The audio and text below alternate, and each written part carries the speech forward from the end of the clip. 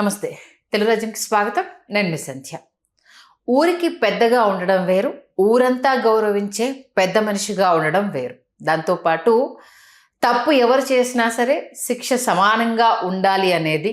దాంతోపాటు ఊరికి ఎంత పెద్దయినా కుటుంబాన్ని అంతే ప్రేమగా, కుటుంబం విషయంలో అన్ని విషయాలు అంతే జాగ్రత్తగా, అంటే సమపాలలో ఆ ప్రేమ న్యాయం అందించడము అనేది సినిమాల్లో కొన్ని పాత్రలకు మాత్రమే సాధ్యమవుతుంది. ఇప్పుడు నేను చెప్పబోయే సినిమా నాకు తెలిసి అలనాటి జనరేషన్ నుంచి ఇప్పటి జనరేషన్ వరకు ఎప్పుడు చూసినా ఎవర్ గ్రీన్ కల్ట్ క్లాసిక్గా మిగిలిపోయింది అనడంలో ఏ మాత్రం సందేహం లేదు. అదే పెదరాయుడు సినిమా. మోహన్ బాబు గారి మ్యాజిక్, దాంతోపాటు రజనీకాంత్ గారి గెస్ట్ రోల్ అపీరియన్స్ సినిమాకి ఏ రేంజ్ పవర్ని తీసుకొచ్చిందో మనందరికీ తెలిసిందే. మోహన్ బాబు గారి కెరీర్లోనే బిగ్గెస్ట్ కల్ట్ క్లాసిక్గా మిగిలిపోయింది. ఆ సినిమా వచ్చి 30 ఏళ్ళు గడుస్తున్న సందర్భంగా ఆ సినిమా విశేషాలు మనందరికీ తెలియజేస్తానంటున్నారు చరిత్రకారులు, సినీ రాజకీయ విశ్లేషకులు చిలగడ శ్రీకాంత్ గారు. మరి ఆయన మాటల్లో పెదరాయుడు సినిమా విశేషాలు మీకోసం. శ్రీకాంత్ గారు నమస్తే. నమస్కారం సంధ్య గారు.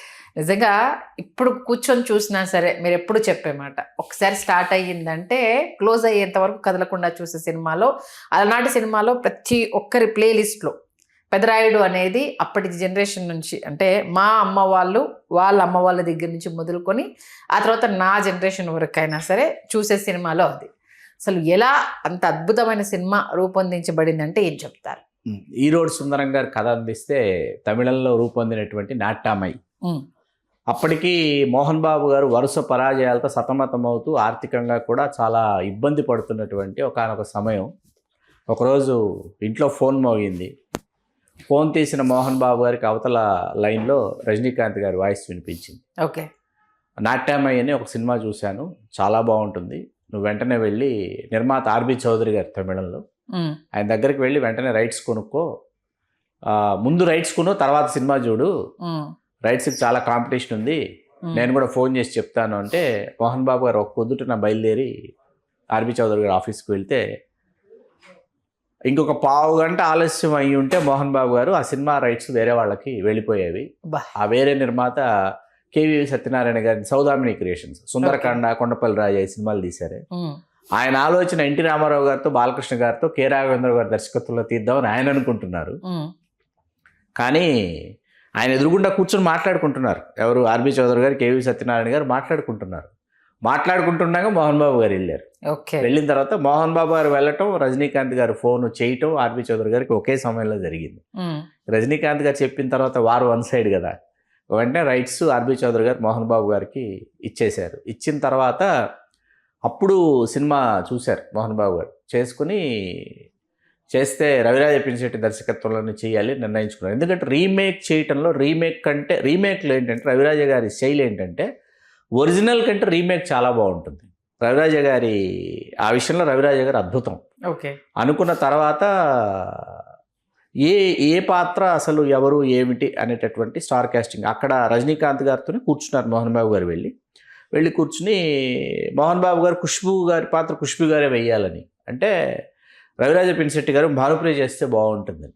అప్పుడు రజనీకాంత్ గారు కూడా అవునరా, ఈ పాత్ర తెలుగుకి భానుప్రియ అయితే బాగుంటుంది ఖుష్బూ కంటే అని రజనీకాంత్ గారే భానుప్రియ గారికి ఫోన్ చేసి ఫైనల్ చేశారు.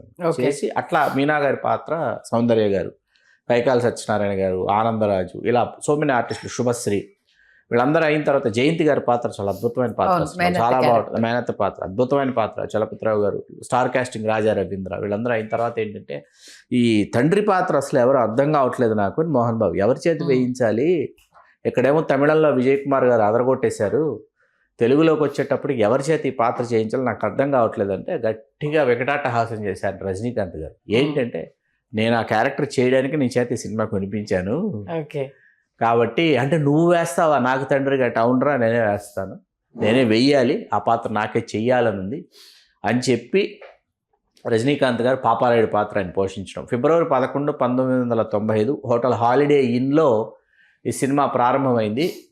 క్లాపు, స్విచ్చాను, గౌరవ దర్శకత్వం ఎవరని మీరు అడగాలి. చిరంజీవి పెదరాయుడు సినిమాకి clap Nataratna Padma Shri doctor NT Rama Rao garu, okay. Switch on Padma Bhushan doctor Akkineni Nageswara Rao garu, super. గౌరవ దర్శకత్వం డాక్టర్ నందమూరి లక్ష్మీపార్వతి గారు, ఓహో. దాసనారాయణరావు గారు, రాఘవేంద్రరావు గారు, టి సుబ్బరామిరెడ్డి గారు, వీళ్ళందరూ వచ్చి మోహన్ బాబు గారిని ఆశీర్వదించారు. ఆశీర్వదించిన తర్వాత ఈ సినిమా ప్రారంభమైన తర్వాత 65 రోజులు నాన్ స్టాప్ షూటింగ్ అండి. తిరుపతి, రాజమండ్రి, చెన్నై ఇక్కడ షూటింగ్ జరుపుకుంది. ఈ సినిమాలో ఉన్న నేను ఇందాక రవిరాజ పినిశెట్టి గారి గురించి చెప్పాను. శుభశ్రీ గారు తెలుగులో తమిళంలో చనిపోయేటటువంటి ఆ పాత్ర ఏదైతే ఉందో, ఎవరు చంపారు ఏంటనేది ముందుగా తొందరగా రివీల్ చేసేసారు తమిళంలో. ఓకే. తెలుగుకి వచ్చేటప్పుడు రవిరాజ పినిశెట్టి గారు తొందరగా రివీల్ చేస్తే ఎక్కడో అది ఆ వెయిట్ రావటం లేదు, కాబట్టి దీనిని మనం ఎక్స్టెండ్ చేయాలంటే ఏం చేయాలని కూర్చున్నారు. ఓకే. ఇది రివీల్ చేయకుండా ఏం చేయాలని ఆలోచించినప్పుడు అప్పుడు తమిళంలో కదిలే కాలమా పాట కానీ సీమంతం కానీ లేవు, తెలుగులో కల్పించారు. ఓకే. కల్పించి అప్పుడు శ్రీహర్ష రాసిన పాట అనమాట అది. ఈ సినిమాలో సామవేదం షణ్ముఖ శర్మ గారు డమ గుండె డమరుకం, అది సామవేదం షణ్ముఖ శర్మ గారు రాశారు. శ్రీహర్ష కదిలే కాలమా కాసేపు ఆగమా శ్రీహర్ష రాశారనమాట. అలా కోటి గారు అద్భుతంగా సరికొత్త పాటను ఆయన చేసి పాటలన్నీ అది ఇవన్నీ కొత్త పాటలండి. తమిళం పాట స్టిల్ వినిపిస్తున్న ఇంకో పాట ఏంటంటే మామవిను, అది తమిళం పాట ఎస్ఏ రాజ్ కుమార్ చేసింది. ఏం చేశారంటే అదే కావాలి, ఆ బాణీలోనే కావాలంటే కోటి గారు ఏం చెప్పారంటే అదే బాణీ తీసుకుందాం కానీ ఆర్కెస్ట్రేషన్ మారుస్తానని చెప్పి ఆయన మరింత గొప్పగా చేశారు కోటి గారు.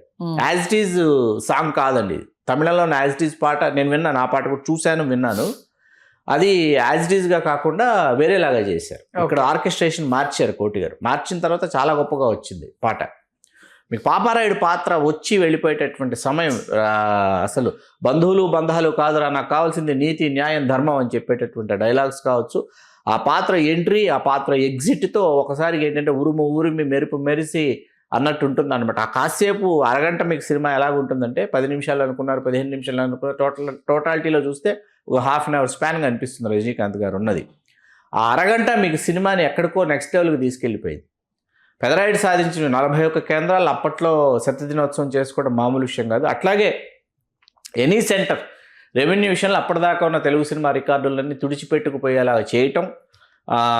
ఒక ఊళ్ళో ఏంటంటే 2 థియేటర్లలో సినిమా సెకండ్ థియేటర్ రిలీజ్ చేశారనుకోండి, సెకండ్ థియేటర్లో కూడా 50 రోజులు 4 గంటలు ఆడేటటువంటి పరిస్థితి అనమాట. అంటే హౌస్ఫుల్స్, హెవీ క్రౌడ్, హౌస్ఫుల్స్ అలా ఆడి మోహన్ బాబు గారి జీవితంలో కావచ్చు, అట్లాగే రవిరాజ పినిశెట్టి గారి జీవితంలో కావచ్చు, మరిచిపోలేనటువంటి ఒక మరపురాని మధురమైనటువంటి కలికితురాయిలాగా నిలిచిపోయింది వాళ్ళ కీర్తిశిగలో. కాబట్టి పెదరాయుడు ఎప్పటికీ ఒక మర్చిపోలేనటువంటి మధురమైన అనుభూతుల్ని మిగిల్చింది నిజంగా సార్. అంటే ప్రేక్షకులకి ఎన్ని డైమెన్షన్స్, ఎన్ని సెగ్మెంట్స్ ఉండాలో అన్నీ ఉంటాయి. ఒక ఊరు పెద్ద క్యారెక్టరు, అప్పటి జనరేషన్ నచ్చేలా లవ్ స్టోరీ, అంటే సౌందర్యది. అవును. ఒక అంటే కోడలు మరుదుల మధ్య బాండింగ్ అనేది, తర్వాత పెద్దింటి కోడలు, నేను పెద్దింటి అమ్మాయిని అని వచ్చిన సౌందర్య ఏంటిది పొగరు చూపించడం, ఆ తర్వాత వాళ్ళ బంధాల విలువలు తెలిసిన తర్వాత తను దూరం అవడం అన్నది ఒకటి. మళ్ళీ కట్ చేస్తే సెకండ్ మధ్యది లవ్ స్టోరీ ఒకటి.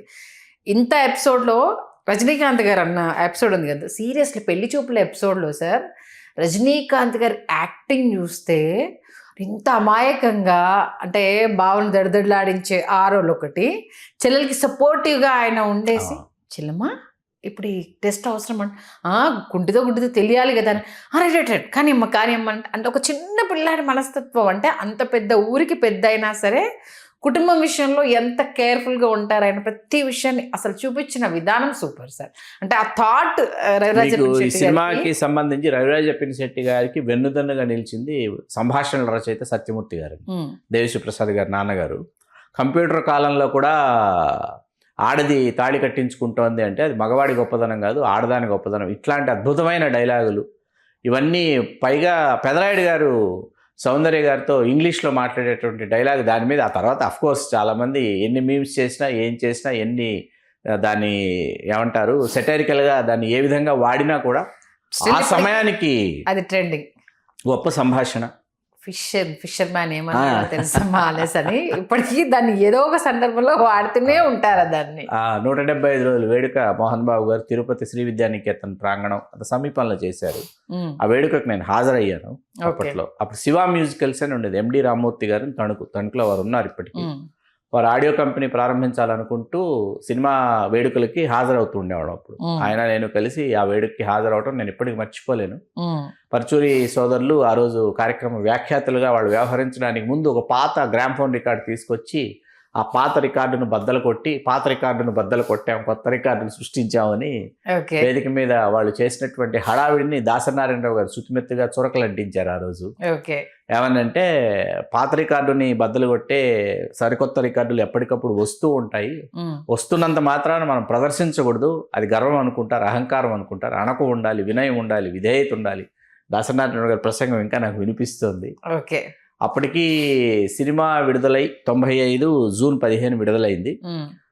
ఎన్టీ రామారావు గారి కోసం ప్రీమియర్ వేశారు. ఎన్టీ రామారావు గారు లక్ష్మీపార్తి గారి ప్రీమియర్ చూశారు. అయిపోయి 95 ఆగస్టు సంక్షోభంలో రామారావు గారు పదవీచ్యుతులు అవటం ఇవన్నీ జరిగింది. ఆ తర్వాత వేడుకలకి చంద్రబాబు నాయుడు గారిని ముఖ్య అతిథిగా మోహన్ బాబు గారు ఆహ్వానించడం, ఆ వేదిక మీదే రజనీకాంత్ గారు లక్ష్మీపార్తి గారిని ఉద్దేశించి ఆయన వ్యాఖ్యలు చేయటం, మరుసటి రోజు లక్ష్మీపార్వతి గారు ఎన్టీ రామారావు గారు ఘాటుగా ప్రతివిమర్శలు చేయటం, ఇవన్నీ ఒక్కసారి గుర్తు వస్తున్నాయి పెదరాటి రోజులు అనేటప్పటికి. ఇంత మాట్లాడి కామెడీ గురించి మాట్లాడకపోతే ప్రేక్షకులు కామెడీ కంటే ముందు ఏంటంటే ఈ సినిమాలో 2 సన్నివేశాల్లో నటించి ఈ సినిమా 200 రోజులు ఆడింది అని చెప్తుండేవారు నవరస నటనా సార్వభౌమ కైకాల సత్యనారాయణ గారు. 2 సన్నివేశాలు అద్భుతం అంటే అద్భుతం అనమాట. అంటే ఈయన ఎలా ఉంటారు, ఈయన రియల్ లైఫ్లో పెదరాయుడు గారి దగ్గరకు వస్తే ఈయన ఎలా ఉంటారు అని చూపించినటువంటి ఆ సన్నివేశాల బలం ఏదైతే ఉందో. ఆయన చెప్పే డైలాగ్ సార్, కూర్చొని మాట్లాడంటే మీకు నా మీద కోపం ఉంటే కొట్టండి, తిట్టండి అలా అని అంటే నిజంగా డైలాగ్ విన్నప్పుడు అంటే ఆ క్యారెక్టర్ వెయిటేజ్ని ఒక్క మాటతో ఎలా సౌందర్య ఊహించేసుకుంటూ ఉంటారు అక్కడ. అసలు మా డాడీ ఏంటి ఆ జాబు ఈ జాబు ఏం కావాలి అనేసి అంటూ ఇది వస్తుంటే ఇక్కడికి వచ్చేసి ఇంత వినయంగా ఉన్నారేంటి అనేసి అని ఆయన కూర్చోండి వేంకుడు గారు అనేసి అంటే నా మీద కోపం ఉంటే ఇంకా తిట్టండి కొట్టండి అలా అంతటి మాట అనొద్దు అనేసి అంటే బా చెప్పకనే ఆ క్యారెక్టర్ గొప్పదనము అనేది చెప్పిన విధానం ఉంది కదా. అందుకే old is gold sir. Seriously మీరు ఏదన్నా కూడా సినిమా ప్రారంభించేశారు కానీ ఒక షెడ్యూల్ అయిన తర్వాత మోహన్ బాబు గారు ఆర్థికంగా సతమతం అవుతున్నారని తెలుసుకుని రజనీకాంత్ గారు స్వయంగా ఒక బ్యాగ్ నిండా 50 లక్షలు తీసుకుని వెళ్ళి ఇచ్చారంట. షూటింగ్ సజావుగా పూర్తి చేసి సినిమా విడుదలై సూపర్ హిట్ అయిన తర్వాత తీసుకొచ్చి నాకు ఇద్దు అని చెప్పేసి. అది వాళ్ళ స్నేహధర్మంలో ఉన్నటువంటి గొప్పదనం. రజనీకాంత్ గారికి ఆ తర్వాత ఏంటంటే రాయలసీమ రామన్న చౌదరి స్క్రిప్ట్ సురేష్ కృష్ణ గారు నరేట్ చేసినప్పుడు తమిళంలో రజనీకాంత్ గారితో చెయ్యాలని సురేష్ కృష్ణ గారు వెళ్ళి అడిగారు. ఇట్లాంటి ఒక క్యారెక్టర్ మీరు చేయండి, ఇట్లాగా ఉండాలి, ఇట్లా చేద్దామంటే రజనీకాంత్ గారికి ఎక్కడో లేదు, ఇది నాకంటే మోహన్ బాబు బాగుంటుంది, మోహన్ బాబుతో చెయ్యి, అక్కడ ప్రేక్షకులు ఆశీర్వదిస్తే నేను చేస్తాను, లేకపోతే నేను చేయను అంటే ఇక్కడ మోహన్ బాబు గారితో సురేష్ కృష్ణ గారు వచ్చి రాయలసీమ రామన్న చౌదరి చేశారు. మీకు అందుకే మీరు మిగతా సినిమాల్లో రాయలసీమ రామన్న చౌదరిలో మోహన్ బాబు గారు వేరుగా కనిపిస్తారు. ఎందుకు వేరుగా కనిపిస్తారంటే రాయలసీమ రామన్న చౌదరి ఇవాళ మీరు చూస్తే అది రజనీకాంత్ గారి గెటప్ అనమాట. ఆ బ్లాక్ షర్టు, ఆ సైడ్ ల్యాక్స్, ఆ హెయిర్ టెక్స్చర్, అవన్నీ ఆ మీస కట్టు రజనీకాంత్ గారిని దృష్టిలో పెట్టుకొని చేయించినటువంటి గెటప్ అనమాట. కాబట్టి రజనీకాంత్ గారిని మోహన్ బాబు గారు, అంబరీష్ గారు వీళ్ళు ముగ్గురు ప్రాణమిత్రులు. అంబరీష్ గారు లేరు దురదృష్టవశాత్తు.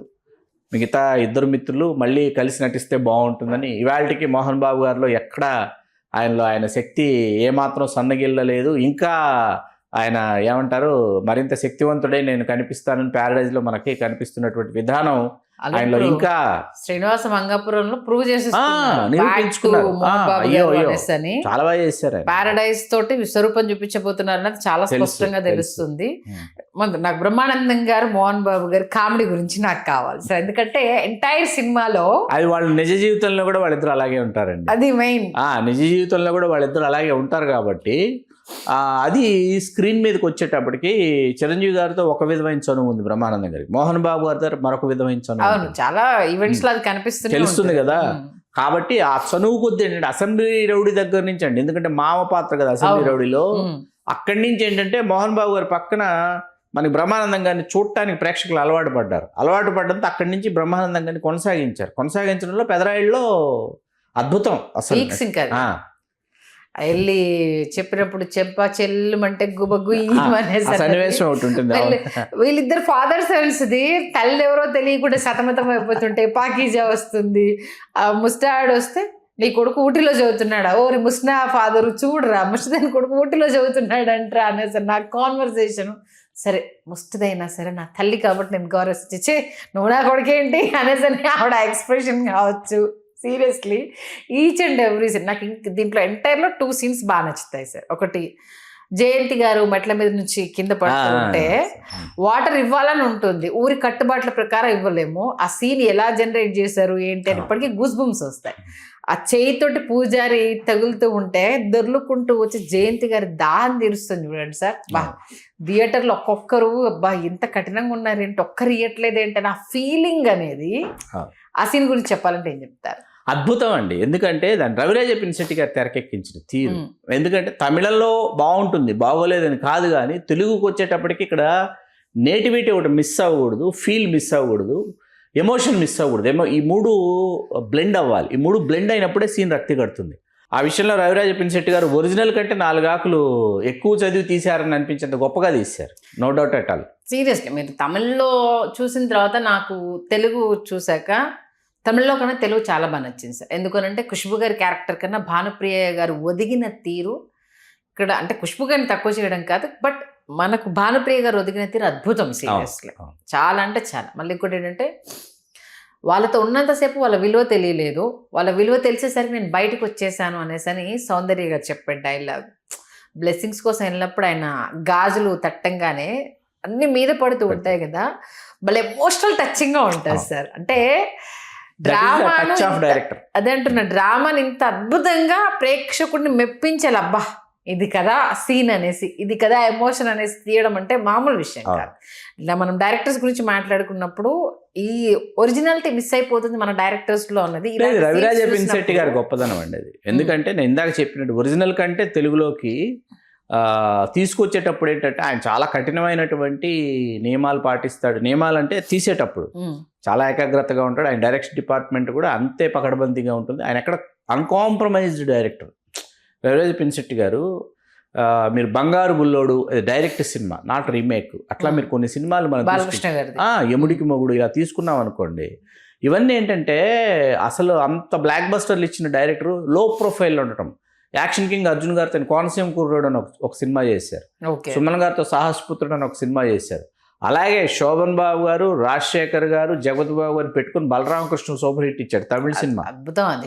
ఇలా రవిరాజ పినిశెట్టి గారి కొన్ని సినిమాలు ఉంటాయి మీకు. అండ్ రీమేక్ ఇస్తే ఒరిజినల్ కంటే తెలుగులో రీమేక్ చేస్తే చాలా బాగుంటుంది. ఒరిజినల్ ఇచ్చాము, తమిళ ఇచ్చాము, తమిళం కంటే తెలుగు చాలా బాగుంటుంది. అలాగే డైరెక్ట్ సినిమా ఇచ్చామనుకోండి, ఒక యముడికి మొగుడు అవుతుంది, మీకు ఒక బంగారు బుల్లోడు అవుతుంది. ఇలాగా చిన్నతంబి తమిళం కంటే తెలుగు ఎందుకు బాగుంటుంది చంటి? అస్సలు that is the power of director, that is Raviraja Pinisetty. నిజంగా ఆ నేటివిటీని, ఆ సోల్ ని పట్టుకున్నప్పుడు ప్రేక్షకులు బ్రహ్మరథం పడతారనేది ఇప్పుడు మీరు చెప్పిన ప్రతి సినిమా సూపర్ డూపర్ హిట్. అవును. పెదరాయుడికి ఎన్నో అవార్డ్స్ వచ్చాయి. రీమేక్ సినిమా కదండి, రీమేక్ సినిమాని పరిగణలోకి తీసుకోరు. ఓకే, రీమేక్ సినిమాని పరిగణలోకి తీసుకోరు. ఫిలింఫేర్ అలాంటివి వచ్చినాయి, అదే అంటున్నాను. రీమేక్ నందులోకి పరిగణలోకి తీసుకోరు. కేటగిరీలో అవార్డ్స్ ఇవన్నీ మోహన్ బాబు గారు, ఉత్తమ నటుడు మోహన్ బాబు గారు, ఉత్తమ దర్శకుడు రవిరాజ పినిశెట్టి గారు, ఉత్తమ సంగీతం కోటి గారు, అలా వచ్చినాయి. ఫిలింఫేర్ అవార్డులు, ఫిలిం క్రిటిక్స్ అలాంటివి అవార్డులు వచ్చినాయి.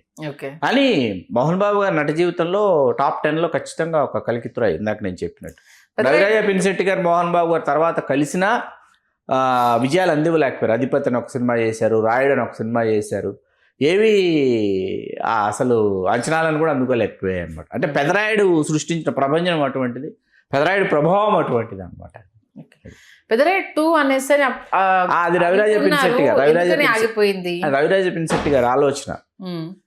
తర్వాత అంటే అన్ని కార్యరూపం దాల్చవండి. సమయం ఒకటి, వయస్సు ఒకటి, బడ్జెట్లు ఒకటి, ఇవన్నీ పర్మిట్ చేయాలి. ఒక ఏజ్ గ్రూప్లో మనం అనాటమీ ఉంటుంది, మన శరీరాకృతి, ఒక వయసులో ఉన్న శరీరాకృతి. అందుకే ఇప్పుడు అల్లు అర్జున్కి సంబంధించి ఎవరైనా ఏదైనా మాట్లాడితే మన ఒక అగ్ర నిర్మాతతో నేనేం చెప్పాను, అతను ఒక పౌరాణిక పాత్ర ఇప్పుడు చేస్తే బాగుంటుంది, అతను ఒక చారిత్రక పురుషుడి పాత్ర ఇప్పుడు చేస్తే బాగుంటుంది. This is the age.